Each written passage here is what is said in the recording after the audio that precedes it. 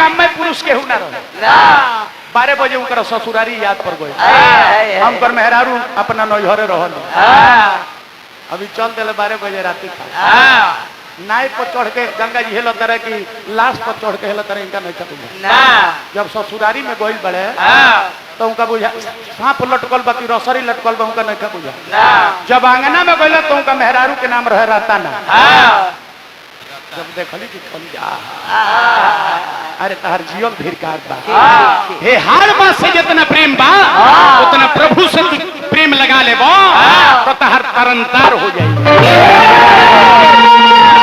वही तरह से प्रभु के खोज में चल दिले बड़े कभी का लिखत रहे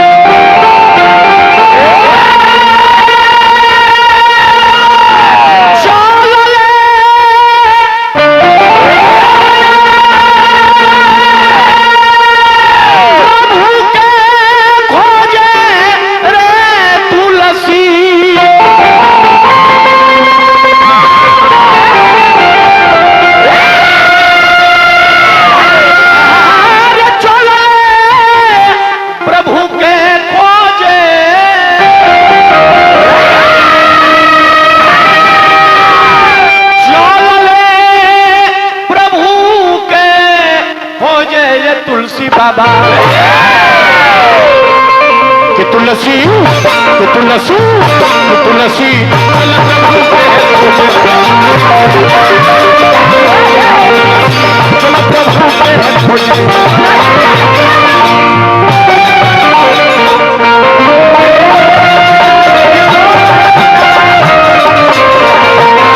चलो प्रभु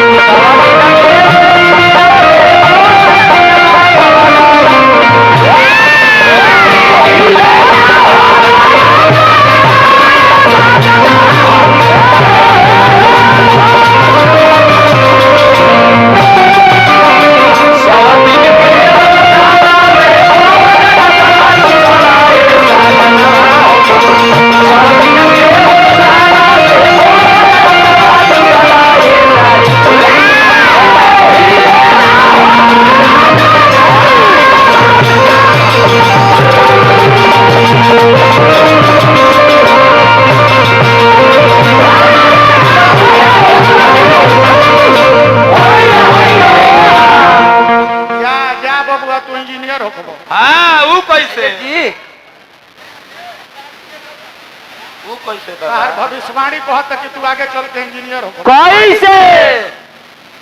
सब कोई नचनिया के मुंह देखता आई जमीनी में हॉलर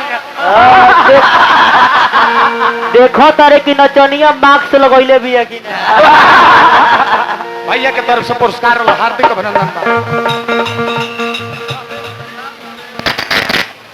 खबरदार श्री भगवान राय जी हमरा के पुरस्कार दिल बनी भैया के हार्दिक स्वागत अभिनंदन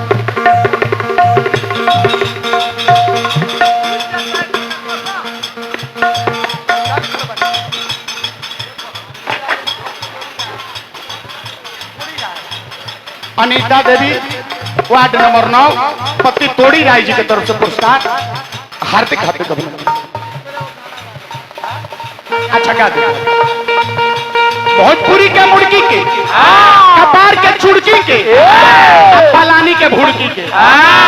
ब्लाउज के खिड़की के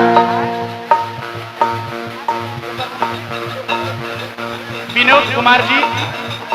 मिथिलेश कुमार जी लोहा फैक्ट्री के मुंशी जी के तरफ से पुरस्कार मिलल बा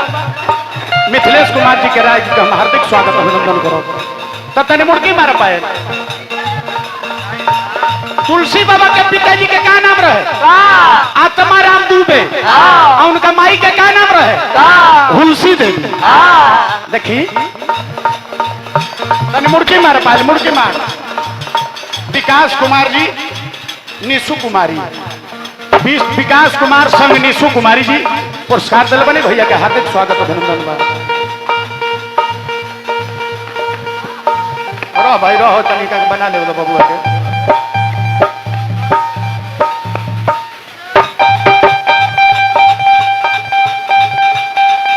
ओकरा के कस दे तनी मारा मुर्गी मार पाए मार तो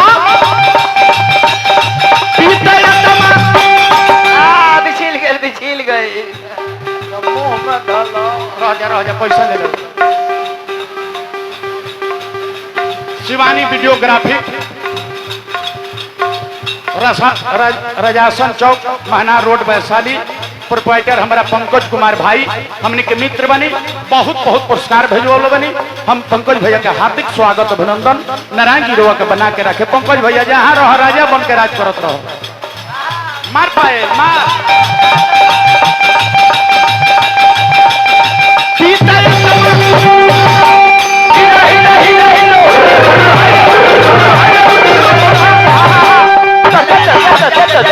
अरे ये मार के पानी में नाई के चले ले पानी में। हाँ हे गंगा जी में के नाई चले ले उहे मुड़ के मार मार ही ना मार बाबा।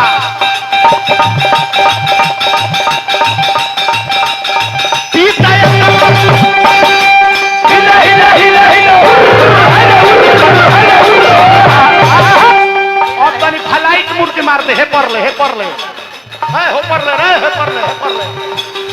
हे पर पैसा कर लो का सधी के हेंगो हले हेंगो ऊपर मारो ऊपर मारो मारो तो हटा भाई हटा ना तो भूला जीवो हटो मार मार पीता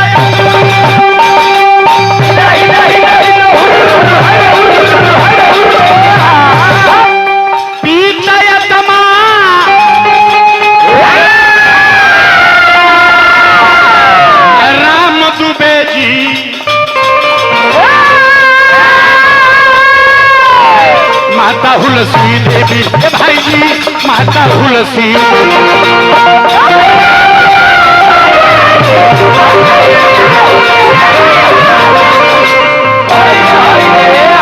अरे लेते जना बाबा अरे अनाथ हो गईले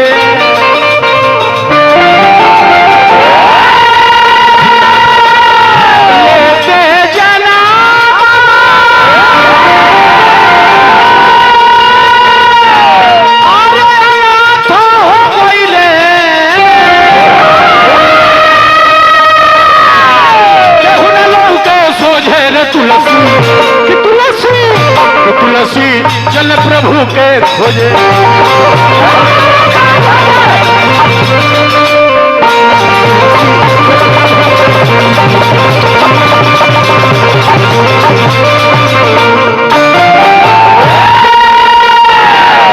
शालिनी राय जी वर्तमान मुखिया बनी, पति राम बच्चन सिंह जी बनी।